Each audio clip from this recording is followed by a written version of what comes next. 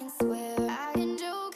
I say what's on my mind. If I drink, if I smoke, I keep up with the guys, and you see me holding up my middle finger to the world. Like your ribbons and your pearls. 'Cause I'm not just a pretty girl.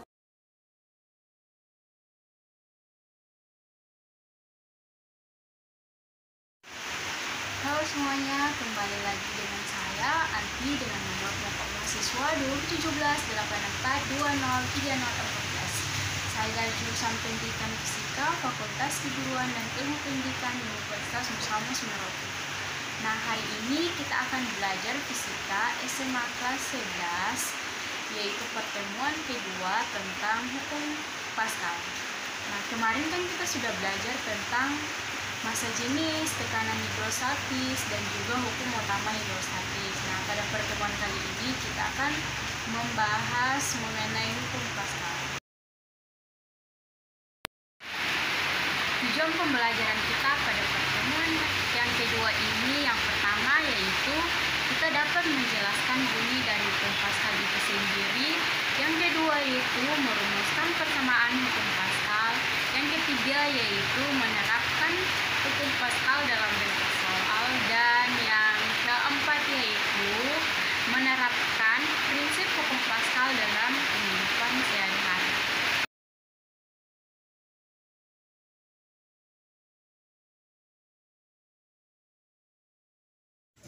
Baik, sebelum kita mengenal materi dari hukum Pascal itu sendiri, nah di sini ada sebuah pertanyaan. Pernah nggak sih motormu mengalami ban bocor? Terus pada saat bocor, pasti kamu mendorongnya ke tukang tambal ban atau bengkel kan? Lalu bagaimana jika yang bocor ban mobilmu? Apa mungkin kamu mendorong mobilmu sampai ke tempat pergantian ban? Pasti tidak kan? Nah, untuk mengantisipasi hal tersebut, biasanya di dalam mobil sudah disediakan ban pengganti dan juga dongkrak hidrolik. Nah, dongkrak hidrolik ini adalah alat yang bisa digunakan untuk mengangkat bagian mobil tertentu, misalnya di daerah ban.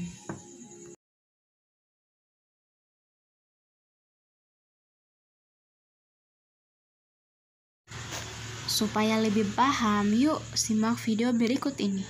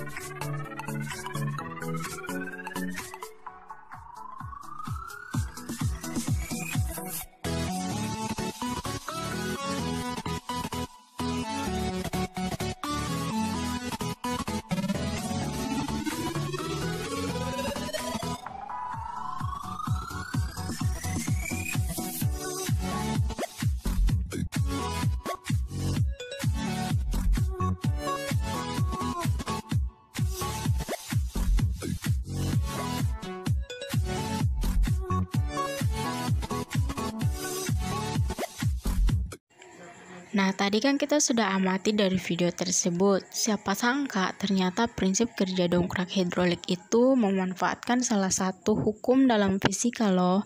Misalnya hukum Pascal yang akan kita bahas pada pertemuan ini. Nah, ingin mengetahui selengkapnya tentang hukum Pascal? Yuk check this out. Apa itu hukum Pascal? Hukum Pascal adalah salah satu hukum fisika yang berlaku di dalam fluida statis, yang menjelaskan bahwa suatu tekanan yang diberikan pada fluida statis di dalam sebuah ruang tertutup akan diteruskan ke semua arah dengan tekanan yang sama rata dan sama kuatnya. Selain itu, hukum Pascal menyatakan bahwa suatu tekanan yang dikenakan pada zat cair di dalam sebuah ruang tertutup akan diteruskan ke semua arah dan dengan sama besar dan sama rata. Hukum ini ditemukan oleh ilmuwan fisika asal Prancis yaitu Blaise Pascal. Hukum yang ia hasilkan diberi nama sesuai dengan namanya untuk dapat memberi penghormatan pada dirinya, yaitu hukum Pascal sendiri. Selanjutnya yaitu bunyi dari hukum Pascal yang berbunyi tekanan yang diberikan pada suatu fluida di ruang tertutup akan diteruskan sama besar ke segala arah dengan jumlah yang sama.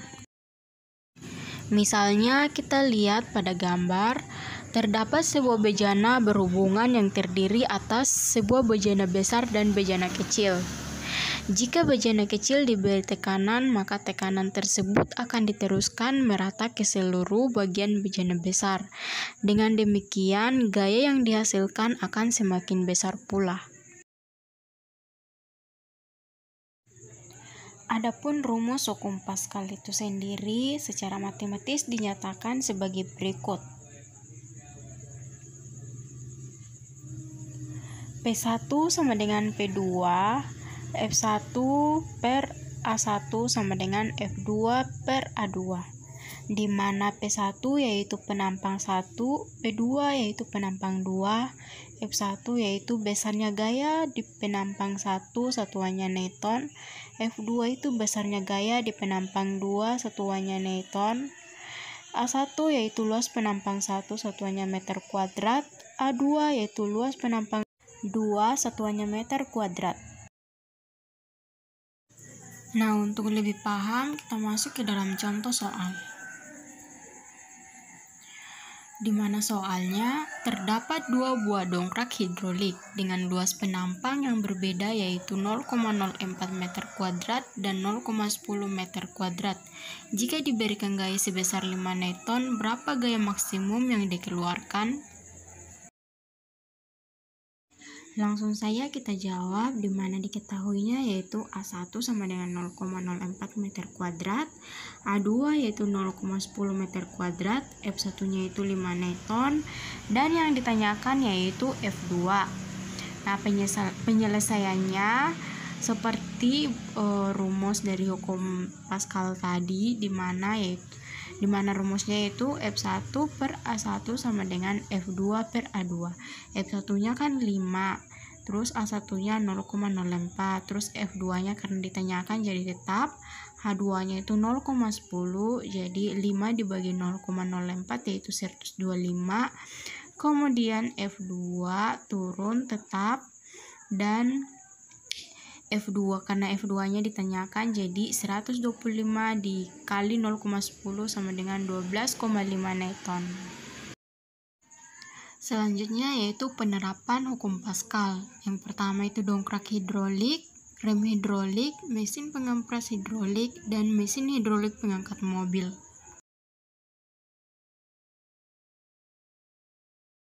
Wow, akhirnya aku tahu bagaimana mesin pengangkat mobil bisa mengangkat mobil. Padahal gaya yang diberikan tidak terlalu besar. Mesin pengangkat mobil terdiri dari dua tabung berhubungan dengan diameter berbeda yang diisi cairan. Gaya tekan pada pengisap pertama digantikan oleh udara. Ketika alat ini dioperasikan, udara bertekanan tinggi dialirkan ke reservoir. Tekanan tersebut diteruskan oleh zat cair ke penghisap kedua, sehingga diperoleh gaya angkat yang sangat besar yang dapat mengangkat mobil bahkan sampai ketinggian 1,5 meter. Penerapan yang kedua yaitu dongkrak hidrolik. Digunakan pada saat ban mobil bocor dan butuh untuk mengganti roda mobil atau pada pengungkit mobil. Nah, kita dapat lihat pada video berikut ini.